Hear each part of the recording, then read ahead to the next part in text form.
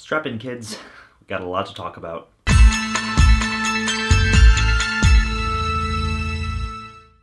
If you want to get crazy, we can get crazy. Us is the newest film from Jordan Peele, comedy icon turned horror genius. It stars Lupita Nyong'o and Winston Duke, and it tells the story of a family on vacation in Santa Cruz where they're suddenly set upon and terrorized by a family of doppelgangers. And shit just gets insane from there. Jordan Peele had a lot to live up to after his Oscar win for Get Out, and with the way the internet exploded on the release of the trailer for this movie, which was absolutely brilliant by the way, it was all the evidence you really needed to see that the hype was real. It really quickly became a bunch of people, myself included, #1 anticipated movie of the year. There was Oscar buzz for Lupita Nyong'o. So did it live up to all that hype? Yes and no. First and foremost, I'm not going to compare this movie to Get Out. They're completely different. It's like comparing apples and oranges. Jordan Peele is really cementing himself as one of the most influential original horror creators of our time. This movie is flat out not what you're expecting at all. The trailers don't even give you a slight idea of the places this movie is going to take you. Honestly, just go in as blind as you possibly can. You will have a much better experience that way. I honestly love the ongoing trend of Jordan Peele's movies being these weird social commentary Twilight Zone-esque stories, which is totally fitting considering now he's doing the Twilight Zone, and I could not be more excited. And now I really can't wait to see what he does with his Candyman reboot. But honestly, enough about that, let's jump into this movie. Before we even get into anything else, I want to talk about the opener. The opening scene of this movie is quite honestly one of the best horror sequences I've seen in recent years, maybe ever. There isn't even anything creepy happening on screen, it's just a girl walking on a boardwalk with her parents. But there's something so dread-fueled about how it's handled, something that's just inherently wrong feeling. And that sense of wrongness only increases as the film goes on. And the atmosphere that Peele creates just through the score, through the editing, through the camera work, it's palpable and oppressive, and it really leaves you on the edge of your seat when nothing has even happened yet. One important thing to note is that he made the cast watch 10 specific movies leading up to production so that they would all have a shared language together. Those movies being Dead Alive, The Babadook, The Shining, It Follows, A Tale of Two Sisters, The Birds, Funny Games, Martyrs, Let the Right One In, and The Sixth Sense. And throughout this movie, you can definitely see the influences of all of those films. The ones I specifically picked up on were The Birds, It Follows, and Funny Games. And I'm sure if I go back and watch this movie again, and I absolutely plan to, I'll pick up on even more. From there, we're introduced to the Wilson family, and honestly, right off the bat, the family dynamic here is one of the most charming, likable things about this movie. All 4 of the actors do an incredible job, the kids included, with Winston Duke being shockingly charming as Gabe, the sort of dorky dad who has a lot of moments of levity that never feel unearned and are never really jarring. But honestly, Lupita Nyong'o is the absolute standout here. This woman is a goddamn powerhouse. She's playing 2 versions of the same character who could not be more different than one another. She plays them both absurdly well.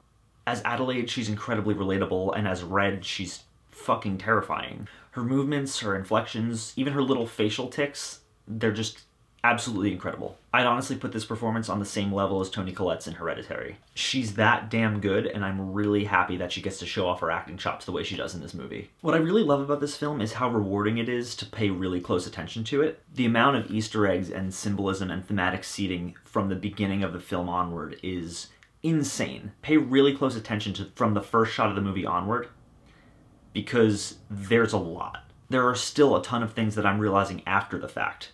And this is a movie that absolutely requires and rewards repeat viewings. Speaking of thematics, this movie is fucking awesome. While it's not as narratively tight as Get Out, and I swear that is the only comparison I'm going to make to Get Out, I would argue that it's just as strong thematically and symbolically. There is so much going on here, and it's honestly so difficult for me to talk about without spoiling something. This movie's about classism, and that's all I'm going to say until after my rating. Because honestly, this is a really hard movie to review without spoiling something. Guys, at the end of the day, Us is a spectacular follow-up to Get Out. Jordan Peele continues to prove himself to be an absolute insane creative genius, and if he continues at this rate, I would be comfortable calling him one of the most influential directors of our time. I'm gonna say that Us is a must-see. It's brilliantly directed and acted, it's unnerving as all hell, And it's got some of the most insane and thought-provoking commentary since Suspiria 2018. I have no doubt in my mind this movie's gonna be talked about in film circles for years to come. What it's trying to say about society and the culture we live in and our social ideologies. If there was ever a way to sum up this movie, it's this. I have not stopped thinking about it since I left the theater. And when that happens, you know you've got something special, and honestly, like, I can't stress enough how important that is. Okay, let's talk spoilers. If you have not seen Us yet, please click away. Trust me, you are going to ruin the experience of the film for yourself if you watch the rest of this video. Click away now. 3, 2, 1. At its core, Us is still an incredibly important, relevant social commentary in the same vein as Get Out, albeit with a different subject matter. Us is a movie that, at its core, is absolutely about classism. Classism in the United States, look at the title, and classism in the world at large. It's all about how we view our social others and the mentality of us versus them. The tethered as a whole are representative of marginalized people as a whole. The downtrodden, the stigmatized, the disenfranchised. They're literally portrayed as beneath us in that they live underground. And they finally had enough of their surface doppelgangers living happy, comfortable lives when that's all they want. Especially when we're all just human beings with our own wants and needs. And instead of everyone being treated equally, something maybe represented by Hands Across America, society forces those who are considered lower class down, in this case, literally. And that's what's excellent about this movie to me. The more I think on it, there's no real true villain. It's all about that us versus them mentality and how we view people who are in a different social environment than we are as the enemy, when in reality they are just us raised under different circumstances. Now let's talk about that ending and the reveal with Adelaide and how that ties into the central theme. In the final few moments of the film, we realize that Adelaide, as we've known her, has been one of the tethered the whole time. That she switched places with her surface doppelganger as a child in the funhouse. And that the entire time Red, the real Adelaide, is the one who was born on the surface and started the uprising of the tethered because she feels her life was stolen from her.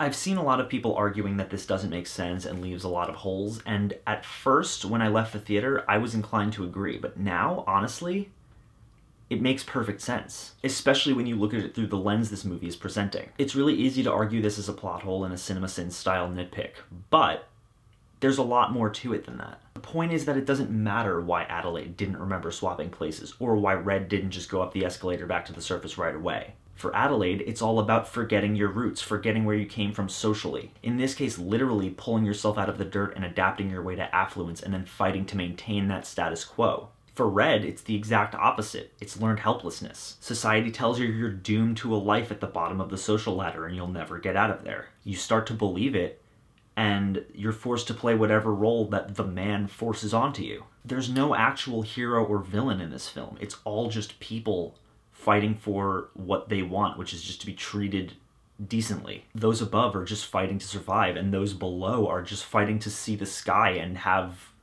comfort. The real villains of this film are just the social constructs and guidelines that are dividing these groups of people for no real reason at all.